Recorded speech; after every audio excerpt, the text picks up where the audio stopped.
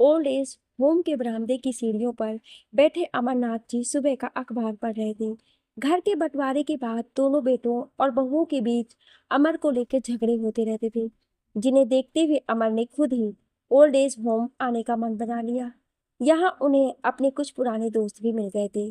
जब घर से निकले तो हाथ में सिर्फ एक बैग था, जिसमें कुछ कपड़े और कुछ जरूरी सामान था।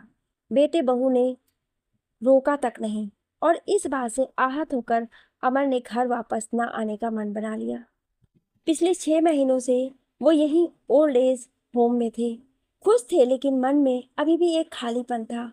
अमर के साथ यहाँ 11 लोग और थे। सभी अपने बच्चों से आहत होकर यहाँ आए थे।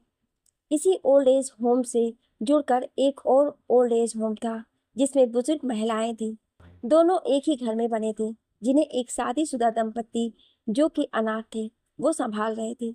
अखबार में छपी नकारात्मक घटनाएं पढ़कर अमर का मन कुंठित हो उठा। उसने अखबार बंद कर दिया और उठकर जाने लगा। तभी दरवाजे पर गाड़ी के रुकने की आवाज आई। अमर पलटा और आंखों पर नजर का चश्मा लगाकर देखने लगा। फीके रंग की साड़ी पहने कोई बुजुर्ग महिला गाड़ी से नीचे उतरी, लेकिन अमर उसका चेहरा नहीं देख पाया। उसने देखा महिला के सामने खड़ा लड़का महिला को कुछ समझा रहा था और वो बस हाँ में गर्दन हिलाई जा रही थी। कुछ देर बाद लड़के ने उस महिला को एक बैग थमाया और गाड़ी में बैठकर वहां से चला गया। महिला अंदर आई। जैसे जैसे वो आगे बढ़ी, उसे देखकर अमर का दिल धड़कने लगा। आंखें भय और पीड़ा से भर आईं। वो एकटक सामने से आती महिला को देखता रहा। 40 साल बाद वो उसके सामने इन हालातों में होगी, ऐसा अमर ने सोचा नहीं था। जैसे ही महिला अमर के सामने आई, अमर ने कांपते हुए स्वर में कहा, सुमी, तुम यहाँ? महिला ने अमर की ओर देखा। उस आवाज को बखूबी पहचानती थी। उसकी आंखों में पीड़ा के भाव उभर आए और वो बिना अमर से कुछ कहे महिला विभाग की तरफ चली गई। अमर उसे जाते हुए देखता रहा। तभी पीछे से आकर जगन्नाथ ने उसके कंधे पर हाथ रखते हुए कहा, क्या बात है अमर, ऐसे क्यों खड़े हो? कौन है वो महिला? होम में नई आई है लगता है। अमर ने अपने दर्द और पीड़ा को आंखों में ही समेट लिया और कहा, हाँ जगन्नाथ, आज एक बार फिर ममता अपने बच्चों पर बोझपन यहाँ धकेल दी गई है। अमर अंदर चला गया। सुमी यानी सुमित्रा वर्मा, जिसे अमर जानता था, उसे आज इस हालत में देखकर काफी परेशान था।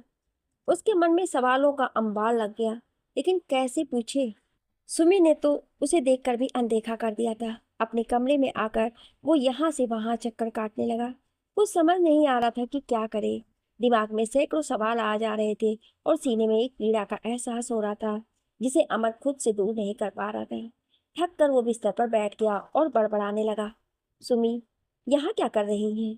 उसने कहा था शादी के बाद वो हमेशा खुश रहेगी, फिर आज इन हालातों में वो यहाँ कैसे? उसके पति, बच्चे, घर बार, आखिर इन सब के होते हुए वो अकेले, वो भी ओल्ड एज होम में।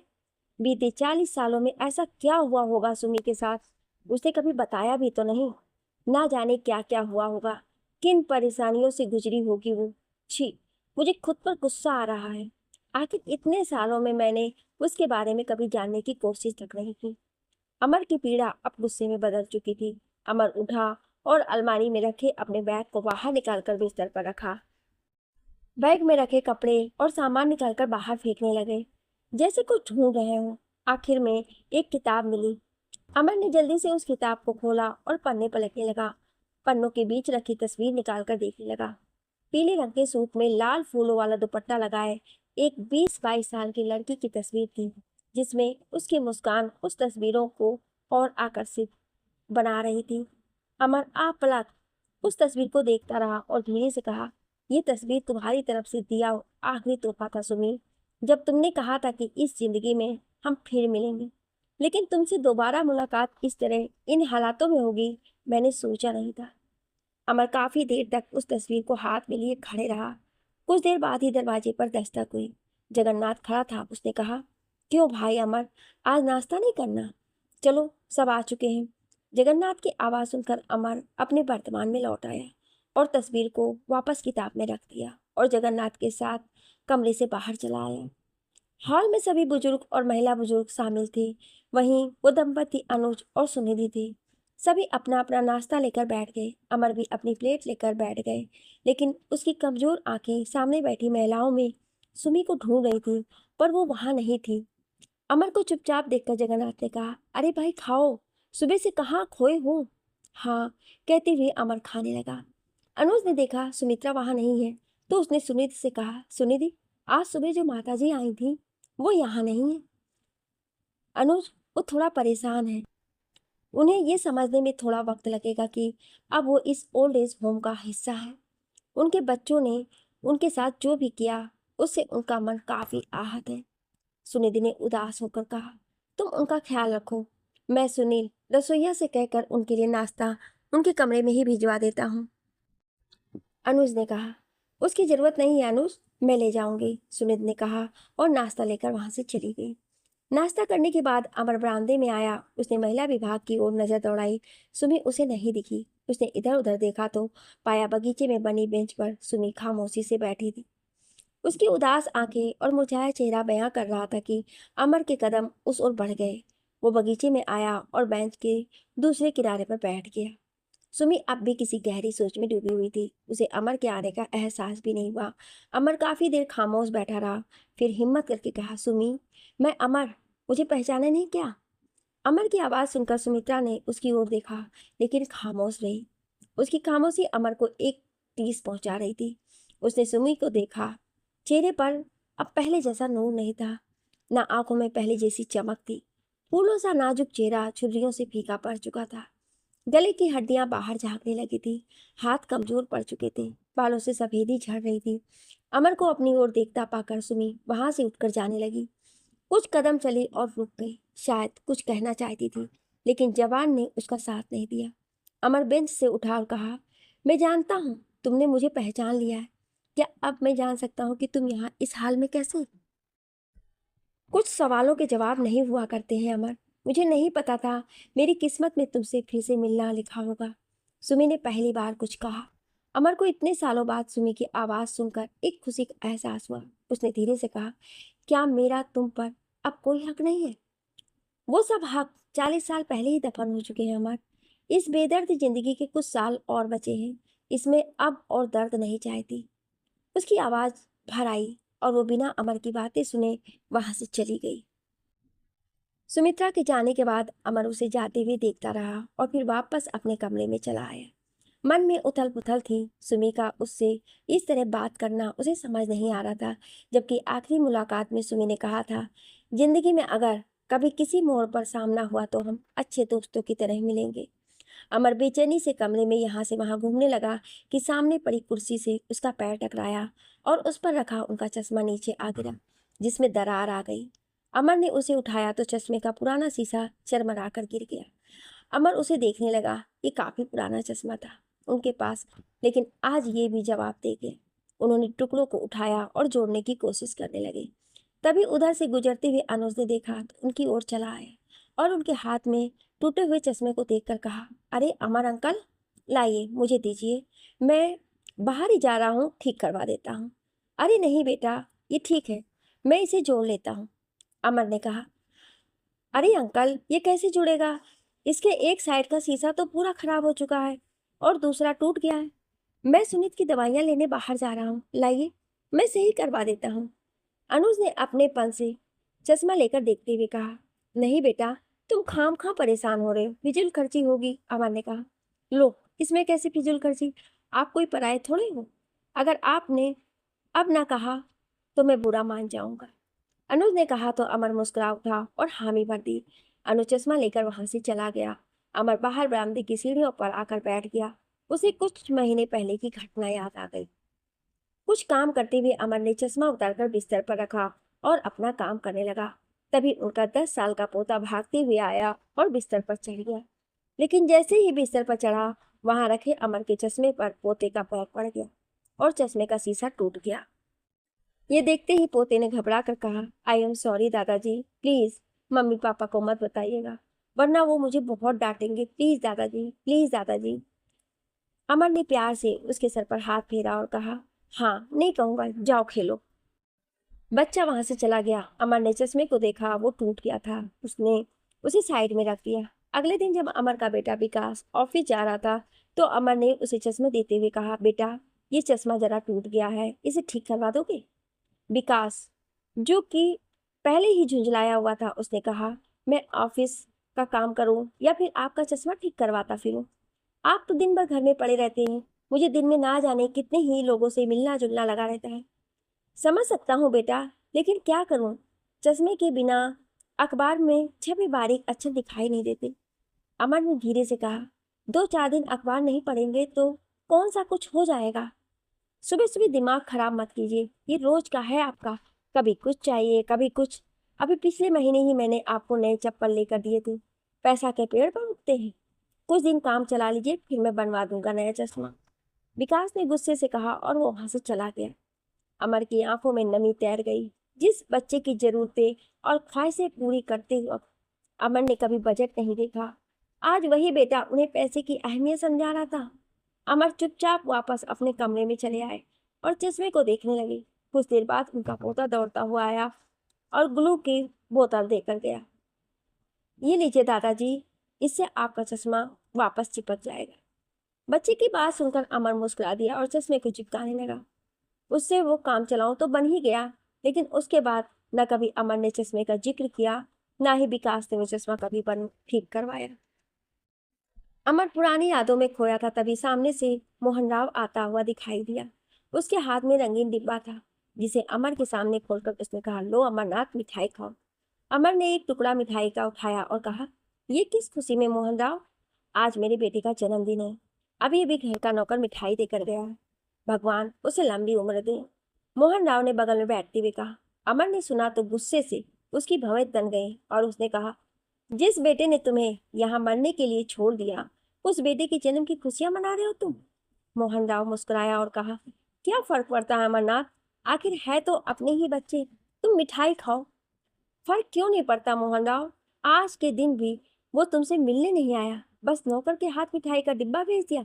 कैसा जमाना आ गया है, जिम्मेदारियों को बच्चे अब बोझ समझने लगे हैं। क्या उनके पास हमसे मिलने को 5 मिनट भी नहीं है? अमर के होठ गुस्से से कांप रहे थे। गुस्सा मत करो अमरनाथ, उसने याद रखा इतना ही काफी है।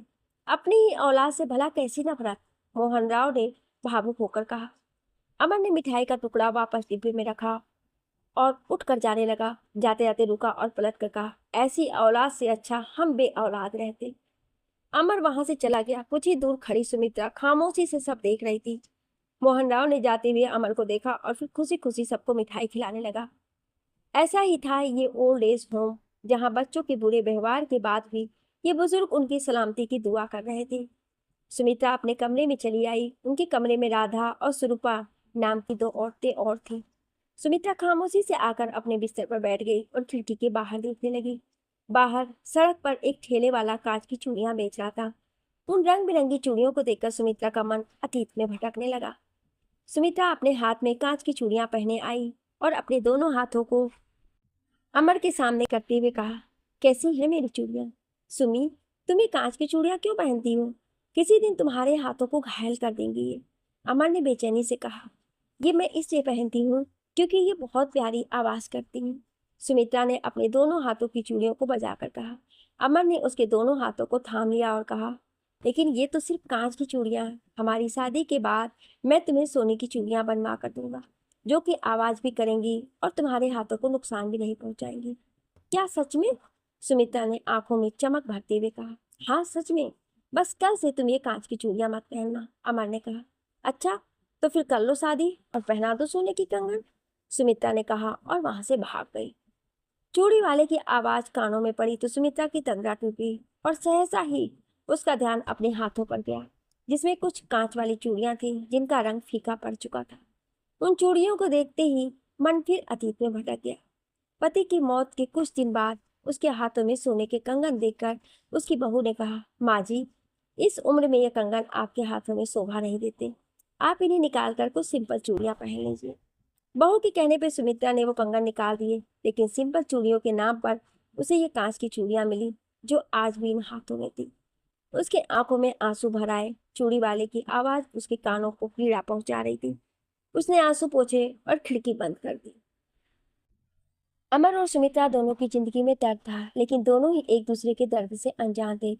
अमर सुमित्रा ही क्या, बल्कि उस ओल्ड एज होम में रहने वाले सभी लोगों की कोई ना कोई कहानी थी, जिसके चलते वे सब यहाँ थे।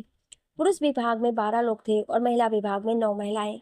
इन सबकी अपनी अपनी दर्द भरी कहानियां थी। अपनी उन कड़वी यादों को भुलाकर सभी यहाँ अपनी बची खुची जिंदगी जी रहे थे। कुछ यहाँ खुश थे, तो कुछ अभी भी अपने बच्चों के बारे में परेशान थे। उन्हीं में से 2 लोग थे जो एक दूसरे को वहां देखकर हैरान थे, और वो थे अमर और सुमित्रा। दोपहर के खाने के बाद सभी अपने अपने कमरों में सुस्ताने लगे। अमर के कमरे में मोहन राव और जगन्नाथ रहते थे। अमर को खोया हुआ देखकर मोहन ने कहा, क्यों भाई अमर, सुबह से कहाँ खोए हो? अमर ने कोई जवाब नहीं दिया। मोहन ने जगन्नाथ की ओर देखा तो उसने कंधे उचका दिए। मोहन राव बड़ा ही खुशमिजाज इंसान था। उसने आगे कहा, लगता है अपनी किसी महिला मित्र के ख्यालों में खोए हो। इस उम्र में यह सब शोभा कहाँ देता है अमरनाथ। मोहन राव की बात सुनकर जगन्नाथ हंसने लगा। अमर भी मुस्कुरा दिया और उठकर बाहर आंगन में चला आया। आंगन में पंछियों को देखकर उन्होंने पास ही पड़े बर्तन से अनाज उठाकर उनके बीच डाल दिया। पंछियों की मधुर आवाज ने उसकी बेचैनी को थोड़ा कम किया, तो वो वहीं पड़ी कुर्सी पर आकर बैठ गया और उन्हें देखने लगा। तभी उसका ध्यान पास ही एक पंछी पर गया, जिसका एक पैर धागे में उलझ गया था और वो उससे छूटने की कोशिश कर रहा था। अमर उठा और पंछी के पास आया और बड़े आराम से उसके पैर में फंसा धागा निकालने लगा। धागा निकालकर उन्होंने उसे आसमान में उड़ा दिया। जैसे ही पंछी आसमान में उड़ा, अमर की यादें उसे 40 साल पीछे ले गई।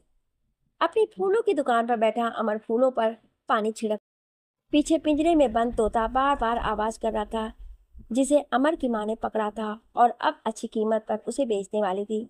उसकी आवाज सुनकर अमर ने उसकी ओर देखा। उसकी आंखों में कैद होने का दर्द था, जिसे देखकर अमर पिघल गया। उसने पिंजरा खोला और उसे बाहर निकालकर आसमान में उड़ा दिया। जैसे ही तोता हवा में उड़ा, पीछे से अमर की माँ चिल्लाई, ये क्या किया तूने? उसे आजाद कर दिया, उससे अच्छे खासे पैसे मिल जाते हमें। माफ करना माँ, उसकी जान पैसे से ज्यादा कीमती है।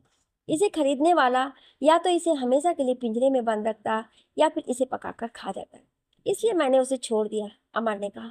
लेकिन बेटा पैसे, माँ कहते कहते रुक गई। कोई बात नहीं माँ, पैसे हम और कमा लेंगे। आओ दुकान में चलते हैं, आज सोमवार है, दर्शनाथ ही आएंगे और ज्यादा फूल बिकेंगे, अमर ने कहा और माँ के साथ अपनी दुकान में आ गया। गोरखपुर में एक छोटे से गांव में अमर अपनी माँ के साथ रहता था। बाप का साया सर से बचपन में ही उठ गया। तब से उसकी माँ ने ही उसे पाल पोसकर बड़ा किया।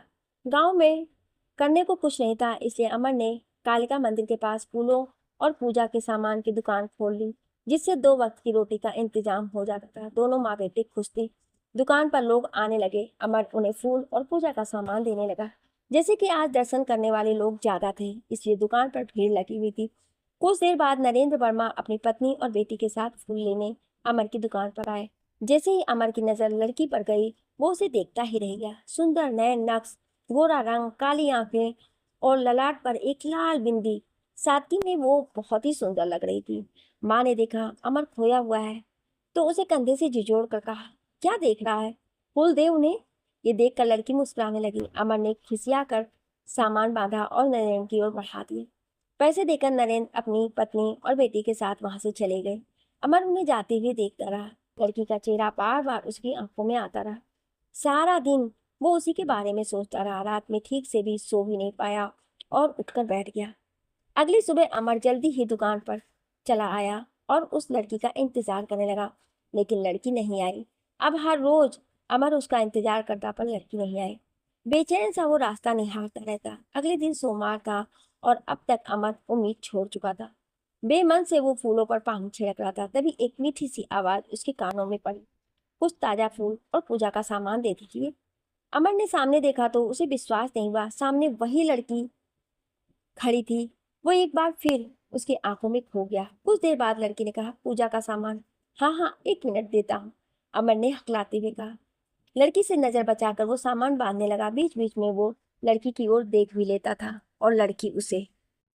लड़की ने पैसे दिए और सामान लेकर वहां से चली गई। अमर का चेहरा खुशी से खिल उठा। अब उसे हर रोज सोमवार का इंतजार रहने लगा। बाकी के 6 दिन उसे नागवार गुजरने लगे। महीनों निकल गए। हर सोमवार लड़की उसकी दुकान पर आती और पूजा का सामान लेकर चली जाती। इसके अलावा दोनों में ना कोई बात होती, ना ही वो मिलते। नजर बचाकर बस एक दूसरे को देख लेते। दोनों के बीच एक अनजाना रिश्ता बन चुका था। एक सोमवार की सुबह अमर ने अच्छे अच्छे फूल निकालकर अलग रख लिए ताकि उस लड़की को दे सके। उसकी माँ जैसे ही उन्हें उठाने लगी, अमर ने टोकते हुए कहा, अरे माँ, ये सामान उस लड़की का है। किस लड़की का? उसी का जो हर सोमवार यहाँ से फूल लेती है। यहाँ से तो कई लोग फूल लेते हैं, ये किसका है?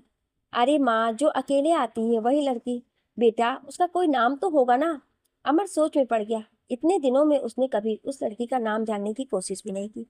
वो मुस्कुरा उठा और कहा, नाम नहीं पता, पर रहने दो, तुम दूसरे फूल चुन लो। माँ उन्हें छोड़कर दूसरे फूल चुनने लगी। कुछ देर बाद लड़की आई। अमर ने उसे हमेशा की तरह सामान दिया और लड़की पैसे देकर जाने लगी। तो अमर ने हिम्मत करके कहा, सुनो, तुम्हारा नाम क्या है? लड़की ने बिना पीछे पलटे कहा, नाम जानना हो? आज शाम 5 बजे मंदिर के पीछे वाली नदी पर मिलना। लड़की वहां से चली गई और अमर मुस्कुराते हुए उसे जाते हुए देखता रहा। शाम को 5 बजे अमर नदी किनारे पहुंचा, लेकिन वहां कोई नहीं था।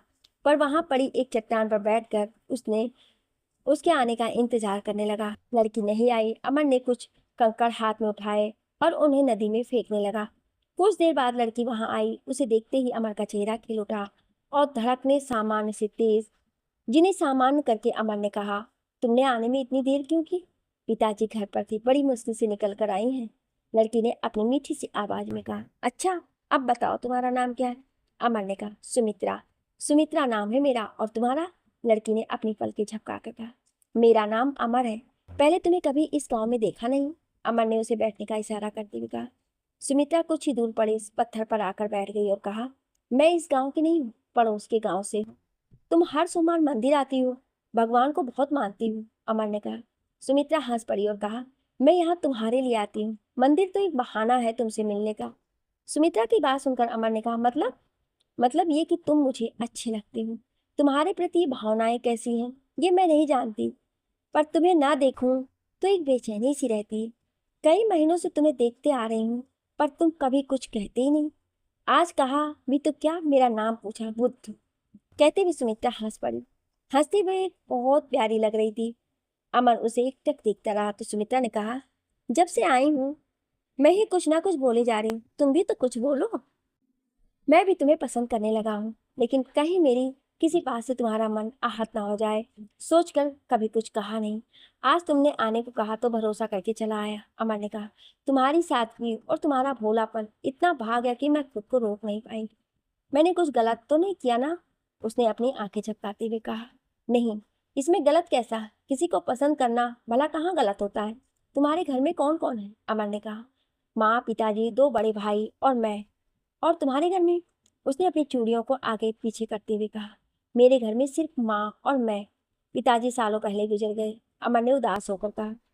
उसे उदास देखकर सुमित्रा भी उदास हो गई। दोनों वहीं खामोश बैठे नदी के पानी को देखते रहे। कुछ देर बाद दूर से एक लड़की ने सुमित्रा को आवाज दी और चलने का इशारा किया।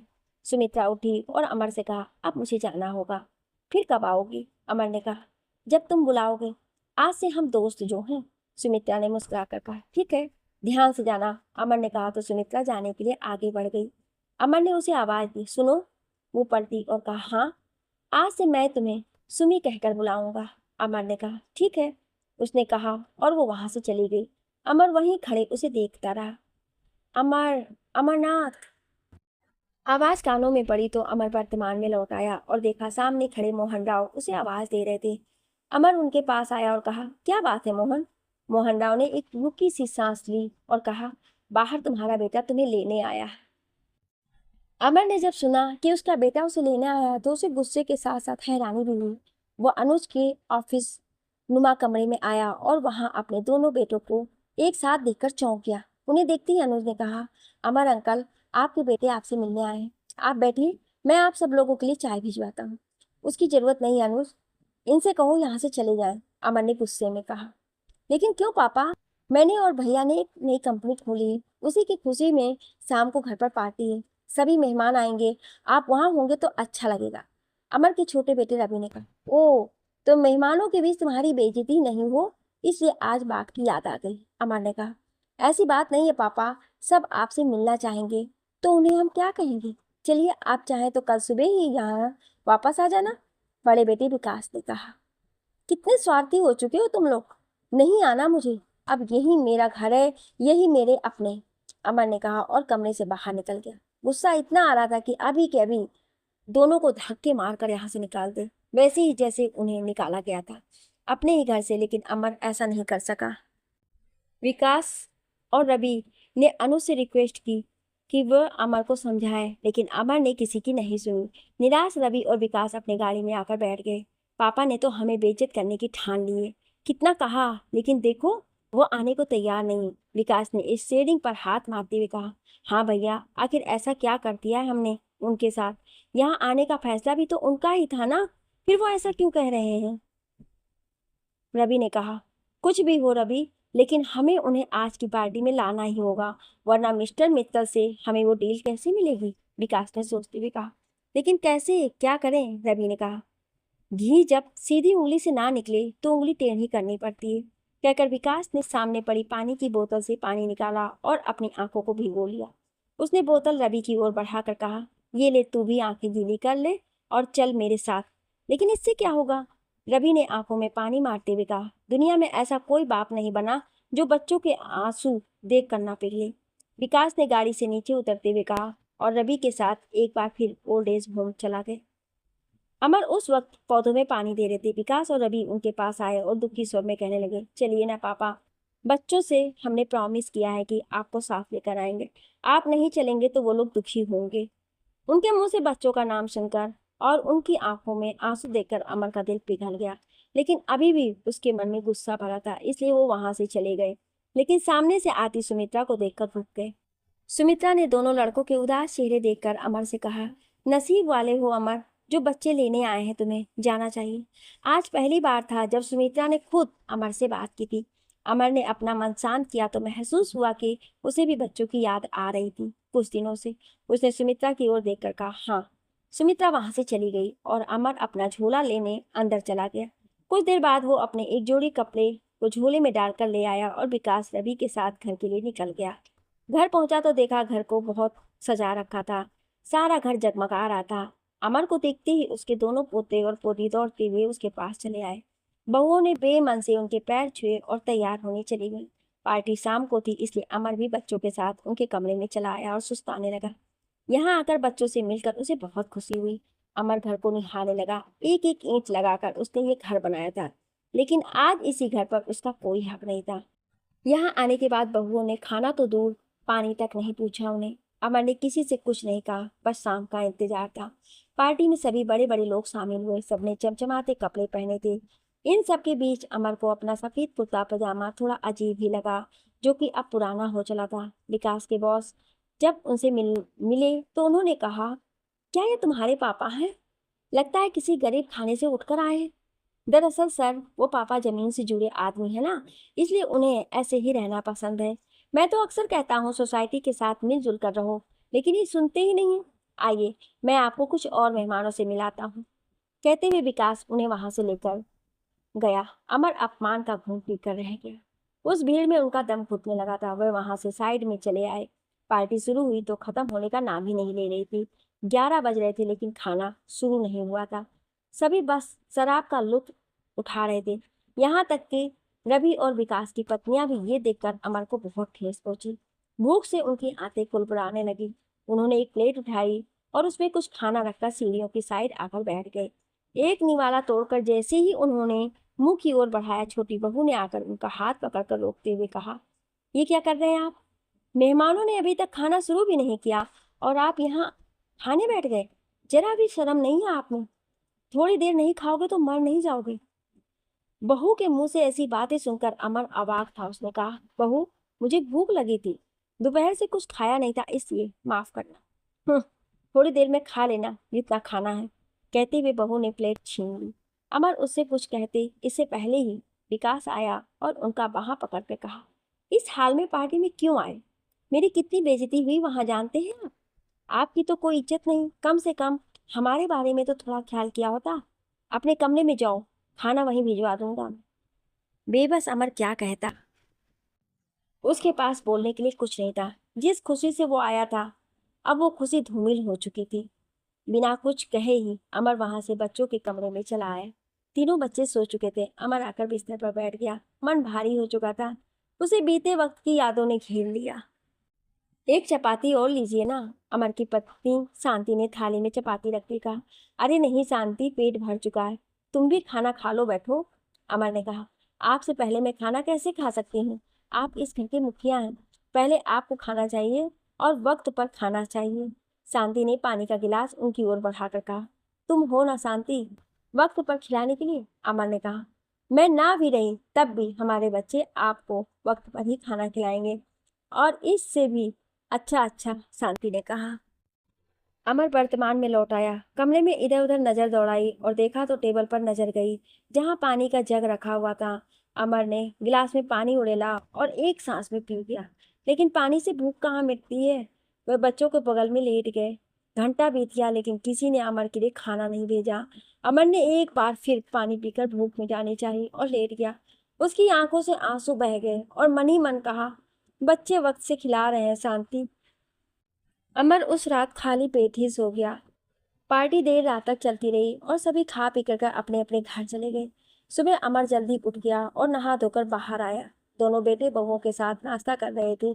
नौकर ने उनके लिए भी नाश्ता लगा दिया।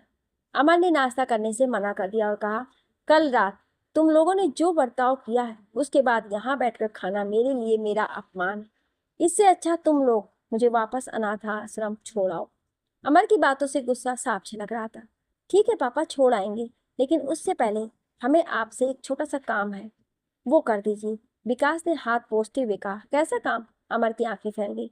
विकास के इशारे पर रवि कुछ कागज ले आया और अमर को देकर कहा, मैंने और भैया ने ये घर बेचने का फैसला किया है। अमर ने जैसे ही सुना उसका दिल धक से रह गया। उन्होंने कागज पढ़े और दोनों बेटों की ओर देखकर कहा, ओ, तो इसलिए तुम दोनों को कल अपने बूढ़े बाप पर तरस आ गया था। मैंने ये घर तुम दोनों के नाम करके बहुत बड़ी गलती की थी और आज तुम इसे बेचने की बात कर रहे हो। इस घर की एक एक ईंट मैंने अपने इन्हीं हाथों से लगाई है। मेरे जीते जी मैं ये कभी नहीं होने दूंगा, समझे तुम लोग? अमर ने कहते हुए पेपर दोनों बेटों के मुंह पर दे मारे। विकास और रवि का चेहरा तमतमा उठा। विकास ने गुस्से से कहा, आप पागल हो गए हैं क्या? एक डील के बदले हमने ये घर बेचने का तय किया है। वैसे भी हम और हमारा परिवार फ्लैट्स में रहेगा। आखिर रखा क्या है इस घर में? चुपचाप इन कागजों पर साइन कीजिए। अमर ने क्रोध भरी नजर से विकास को देखा और कहने लगे, अब तक मैं तुम लोगों की खुशी के लिए चुपचाप सब सुनता रहा, जो तुम लोगों ने चाहा करता रहा, लेकिन अब नहीं। क्या रखा है इस घर में, ये तुम पूछ रहे हो? विकास कहते कहते भावुक हो जाते हैं अमरनाथ। इस घर से तुम्हारी माँ की यादें जुड़ी हैं, तुम दोनों का बचपन जुड़ा है। इस घर को बनाने संवारने में मैंने अपनी सारी जमा पूंजी लगा दी, और आज तुम कहते हो इस घर में रखा क्या है? इतने ऊंचे संस्कार तो नहीं दिए थे मैंने। पर पापा, जब माँ ही नहीं है तो उनकी यादों का क्या? बड़ी बहू ने कहा। अमर को पीड़ा हुई तो वो बोल पड़े, क्या अपने माँ पिता के लिए भी यही तुम्हारे विचार हैं बहू? पापा जी, बड़ी बहू चिल्लाई। क्यों, बुरा लगा? शांति मेरी पत्नी है, मुझे कितना बुरा लगा होगा? कान खोलकर सुन लो चारों, जब तक मैं जिंदा हूँ इस घर की एक ईंट तक नहीं हिलेगी, समझे तुम लोग? फिर इसके लिए चाहे तुम मुझे अपनी ही औलाद के खिलाफ क्यों ना जाना पड़े। अमर को गुस्सा देखकर सभी शांत हो गए। अमर ने दीवार पर लगी अपनी पत्नी की तस्वीर को उतारा और लेकर जाने लगे तो पोते पोतियों ने उनके पैरों से लिपट कर रोते हुए कहा, मत जाइए ना दादाजी। उनके आंसू देखकर अमर का दिल भर आया। उन्होंने उनके आंसू पोंछे और कहा, इस घर से मेरा बसेरा कब का उठ चुका है मेरे बच्चों। बस इतना याद रखना, जो तुम्हारे माँ बाप ने किया वो तुम कभी उनके साथ मत करना। अपने दोनों बेटों के लालच को रौंद कर अमर वहां से निकल गया। आंखों में आंसू भर आए। सड़क तक पैदल ही चले आए। वहां से ओल्ड एज होम के लिए बस मिल जाती थी। अमर ने जेब में हाथ डालकर देखा तो सिर्फ 50 रुपए का एक फटा पुराना नोट था। किराया 35 रुपया था। अमर ने वहीं पास की दुकान से चाय ली और एक डिब्बा बिस्किट लेकर खाने लगा। बेजार की और बेबसी के भाव उनके चेहरे पर साफ दिखाई दे रहे थे। कुछ देर बाद बस आई। अमर उसमें चढ़ गया और खाली सीट देखकर बैठ गया। कुछ देर बाद एक महिला अपनी 10 साल की बेटी के साथ आई और अमर की बगल में बैठ गई। अमर खिड़की से बाहर देखने लगा। बस चलती रही। अचानक अमर की नजर बच्ची के हाथों पर गई। उसके हाथों में रंग बिरंगी कांच की चूड़ियां देखकर अमर अपने अतीत में खो गया। सुमित्रा का इंतजार करते हुए अमर नदी किनारे बेचैनी से टहल रहा था। दोनों एक दूसरे को बहुत पसंद करते थे और घंटों यहाँ बैठकर बातें किया करते थे। अमर कमाने के लिए शहर जा रहा था। उसे शहर की एक मिल में काम जो मिल गया था, लेकिन जाने से पहले वो सुमित्रा से मिलना चाहता था और इसलिए उसका इंतजार कर रहा था। कुछ देर बाद सुमित्रा आती दिखाई दी। उसकी जान में जान आई। सुमित्रा अपने हाथ में कांच की चूड़ियां पहने आई और अपने दोनों हाथों को अमर के सामने करते हुए कहा, कैसी है मेरी ये चूड़ियां? सुमी, तुम ये कांच की चूड़ियां क्यों पहनती हो? किसी दिन तुम्हारे हाथों को घायल कर देंगी। अमर ने बेचैनी से कहा कि मैं इसलिए पहनती हूँ क्योंकि ये बहुत प्यारी आवाज करती हैं। सुमित्रा ने अपने दोनों हाथों की चूड़ियों को बजाकर कहा। अमर ने उसके दोनों हाथों को थाम लिया और कहा, लेकिन ये तो सिर्फ कांच की चूड़ियां हैं। हमारी शादी के बाद मैं तुम्हें सोने की चूड़ियां बनवा कर दूंगा, जो कि आवाज भी करेंगी और तुम्हारे हाथों को नुकसान भी नहीं पहुंचाएंगी। क्या सच में? सुमित्रा ने आंखों में चमक भरते हुए कहा। हाँ, सच में। बस कल से तुम ये कांच की चूड़ियां मत पहनना, अमर ने कहा। अच्छा, तो फिर कर लो शादी और पहना दो सोने के कंगन, सुमित्रा ने कहा।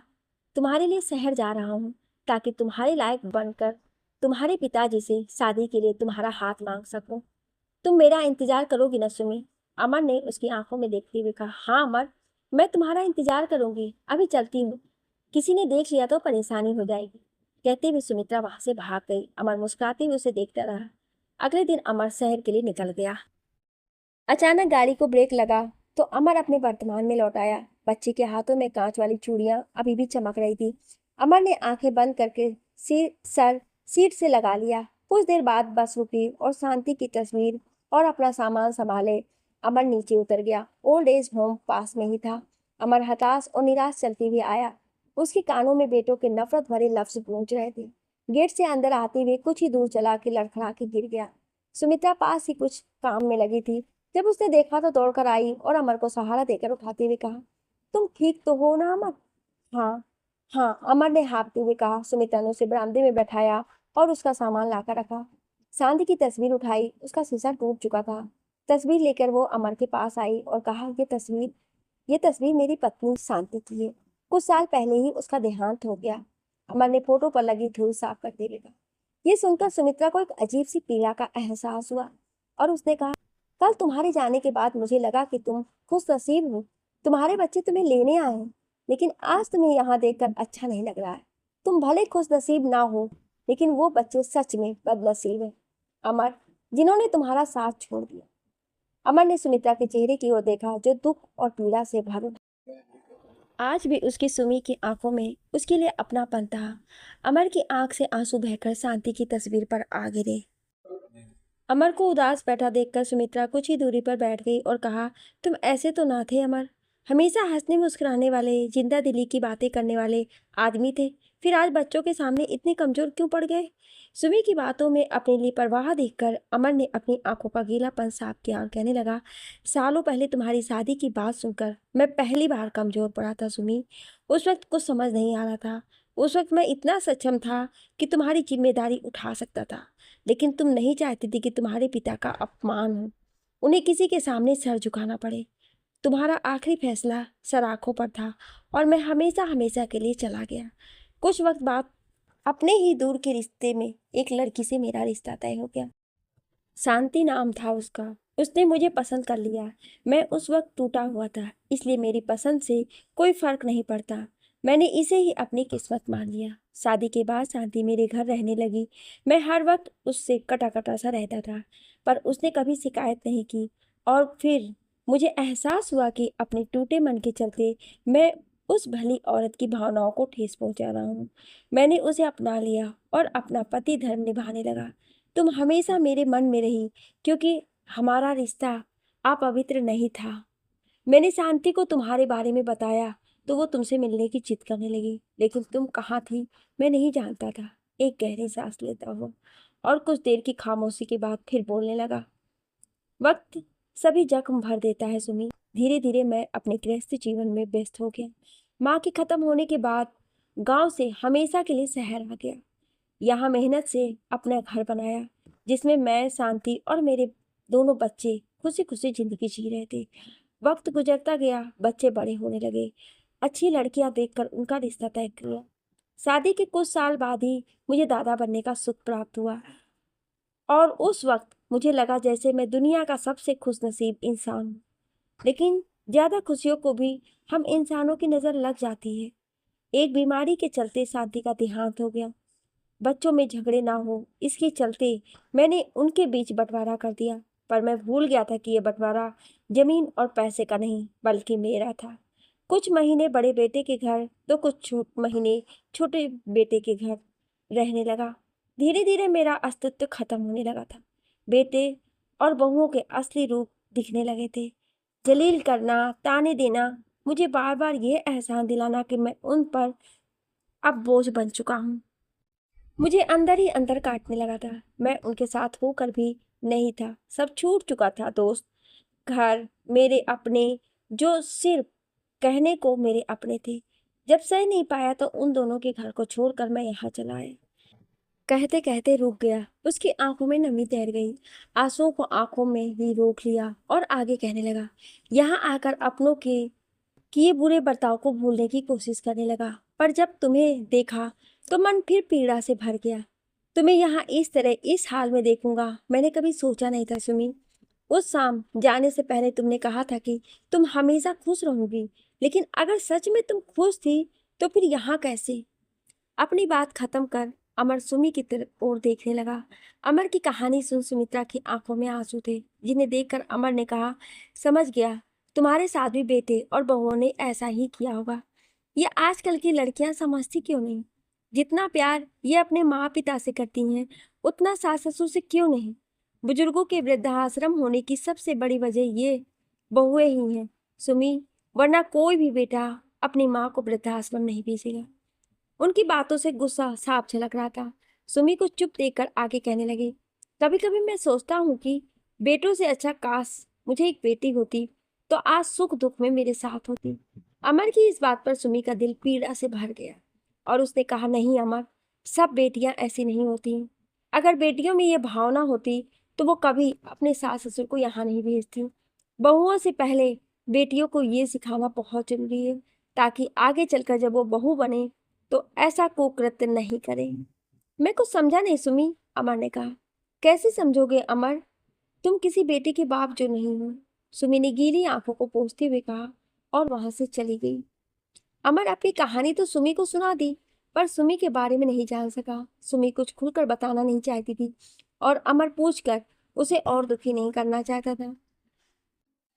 अमर अपना सामान लेकर कमरे में चला आया। उसे देखकर जगन्नाथ और मोहन राव उसके पास आए और कहा, तुम तो घर गए थे, वापस कैसे चले आए? वो घर अपना था ही कब मोहन राव, अब यही मेरा घर है और तुम सब मेरे अपने हो।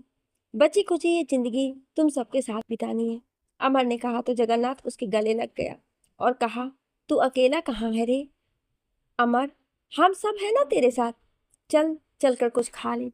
तीनों कमरे से बाहर चले आए और नाश्ता करने लगे। सामने से आते जा अनुज ने देखा तो उनके पास चले आए और कहा, अरे अमर अंकल आप आ गए, चलिए पहले कुछ खा लीजिए, फिर आप सबके लिए खुशखबरी है। सबके नाश्ता करने के बाद अनुज ने सभी को हॉल में इकट्ठा किया और कहने लगा, आप सभी काफी दिनों से यहाँ हैं और आपसे मुझे और सुनिधि को बहुत प्यार मिला है। हम दोनों तो अनाथ थे, पर आप लोगों ने वो कमी भी पूरी कर दी। आज आप सबको मैं एक खुशखबरी देना चाहता हूँ कि वो ये कि मैंने और सुनिधि ने आप सबके नाम से पेंशन फॉर्म भरा है। अब से हर महीने सरकार की तरफ से आपको 500 रुपये महीना मिलेंगे और वो आपके होंगे। उन्हें आप जैसे चाहें इस्तेमाल कर सकते हैं। सबने सुना तो उनके चेहरे पर खुशी आ गई, लेकिन अमर ने कहा, नहीं बेटा, वो सब पैसे आप और सुनिधि जी रखिए। आप दोनों हम सबके लिए इतना कर रहे हैं, वही बहुत है बेटा। हाँ अमर सही कह रहा है। सबने अमर की बात को समर्थन किया। अनुज अमर के पास आया और उनका हाथ दोनों हाथों में थाम कर कहा, अंकल, आपने जो प्यार, जो अपनापन मुझे और सुनिधि को दिया है, उसके सामने ये पैसे कुछ भी नहीं है। माँ बाप के प्यार का कर्ज इंसान एक जन्म में भला कैसे उतार सकता है? मुझे बहुत खुशी होगी अगर मैं आप सबके लिए कुछ कर पाया। अमर ने अनुज को गले लगा लिया और कहा, अगर सारे बेटे तुम जैसे हो जाएं तो दुनिया में कहीं कोई वृद्धाश्रम नहीं होगा बेटा। ओल्ड एज होम में अब खुशी का माहौल था। अनुज और सुनिधि को माँ बाप मिल चुके थे और बुजुर्गों को सहारा। अमर और सुमी में थोड़ी थोड़ी बातें होने लगी थी। उन्हें साथ देखकर मोहन राव और जगन्नाथ अक्सर अमर को छेड़ते नजर आते थे। सुमित्रा सुबह शाम पौधों में पानी देने, बगीचे की देखभाल करती थी। अनुज और सुनिधि ने उन्हें मना करना चाहा, लेकिन सुमित्रा ने कहा कि वो अपनी खुशी से ये सब करती है। सुमित्रा को देख बाकी लोगों ने भी कुछ ना कुछ काम करना शुरू कर दिया। कोई सब्जियां काटने में मदद करता तो कोई बाजार से सामान ले आता। ओल्ड एज होम एक हंसता खेलता घर बन चुका था, जहां सभी एक दूसरे की देखभाल करते थे। अपने अपने दुखों को भूलकर सभी खुश थे। एक शाम अमर, जगन्नाथ और मोहन बैठे थे। तभी मोहन ने कहा, भाई अमर, क्या अब भी तुम्हारे मन में सुमित्रा के लिए भावनाएं हैं? अमर, ये कैसा सवाल है? मोहन, बस मैं जानना चाहता था, तुम दोनों का यहाँ आना कोई संजोग नहीं, क्या पता किस्मत फिर से तुम्हें मिलाना चाहती हो? जगन्नाथ, हाँ भाई, जानना तो मैं भी चाहता हूँ। काफी दिनों से देख रहा हूँ कि एक अदृश्य रिश्ता है तुम दोनों के बीच। अमर, ये आज कैसी बचकानी बातें कर रहे हो तुम दोनों? सुमी के लिए मेरे मन में कोई गलत भावना नहीं है, ना तब थी और ना अब है। मोहन, हम लोग कब कह रहे हैं कि तुम्हारी भावनाएं गलत है? देखो अमर, तुम और सुमित्रा दोनों एक दूसरे को जानते हो। उम्र के इस पड़ाव में चाहो तो एक दूसरे का साथ दे सकते हो। हम तुम्हारी शादी करवाएंगे, क्यों जगन्नाथ, बात तो तुम्हारी सही है मोहन, वैसे भी दोस्त होकर इतना तो करना बनता है। उनकी बातें सुनकर अमर खींच उठा और कहा, कैसी बातें कर रहे हो दोनों? ना तो मैं 20 साल का युवक हूँ और ना ही ये सब सोचने की मेरी उम्र है। सुमी के सामने भूल से भी ऐसी बात मत करना, तुम समझे? मोहन, अरे भाई, मजाक कर रहे हैं, पर जरा सोचो, तुम्हें और सुमित्रा को बुढ़ापे में सहारा मिल जाएगा। सालों पहले जो प्यार अधूरा रह गया था वो पूरा हो जाएगा। आखिर में तुम दोनों के पास भले कुछ ना हो, कम से कम एक दूसरे को सुनने का वक्त तो रहेगा। जगन्नाथ, सबकी किस्मत में ये नहीं होता है अमर, तुम चाहो तो इस रिश्ते को एक नया मोड़ दे सकते हो, आगे तुम्हारी मर्जी। अमर अपनी जगह से उठा और कहा, मुझे इस बारे में कोई बात नहीं करनी, कहकर अमर वहां से चला गया। मोहन और जगन वहीं बैठे रहे। जानते थे अमर बहुत जिद्दी इंसान है, लेकिन दोनों उसकी और सुमित्रा की जिंदगी में खुशियां लाना चाहते थे।